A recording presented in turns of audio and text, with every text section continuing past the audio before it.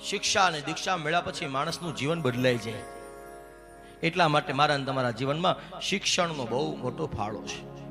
સમાજમાં શિક્ષણ આવશે તો સમજણ આવશે. સમાજમાં શિક્ષણ આવશે તો કુરિવાજોથી તમે બચશો. સમાજમાં જો શિક્ષણ વધશે તો તમને સારું જીવતા, સારું બેસતા, ઉઠતા સમાજ જ્યાં પહોંચ્યો છે દુનિયાની સાથે, ભગવાન કે દુનિયા 21મી સદી ચાલે છે.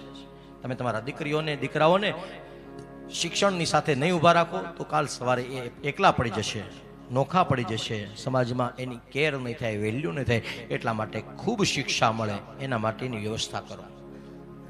કોઈ પણ બાળક, અને હવે સારું છે દરેક સમાજના બાળકો ભણે છે, સમાજમાં શિક્ષાની સાથે સાથે સંસ્કાર મળે. એટલા માટે આવા બધા મંડપો પણ રચો, આવી બધી વ્યવસ્થાઓ, કથાઓ, કીર્તન, સત્સંગોની ધારાઓ પણ તમે. એ શિક્ષા છે જે પ્રેમથી મળે, અને દીક્ષા છે જેમાં દંડ હોય, જેમાં સજા હોય. સજા પછી દેહની હોય, એ મંત્રની હોય. દીક્ષા એટલે બીજું કંઈ નહીં. દીક્ષા મળ્યા પછી તમારે કોઈ બ્રાહ્મણ દીક્ષા લે તો દીક્ષા હું તો ત્રિકાળ સંધ્યા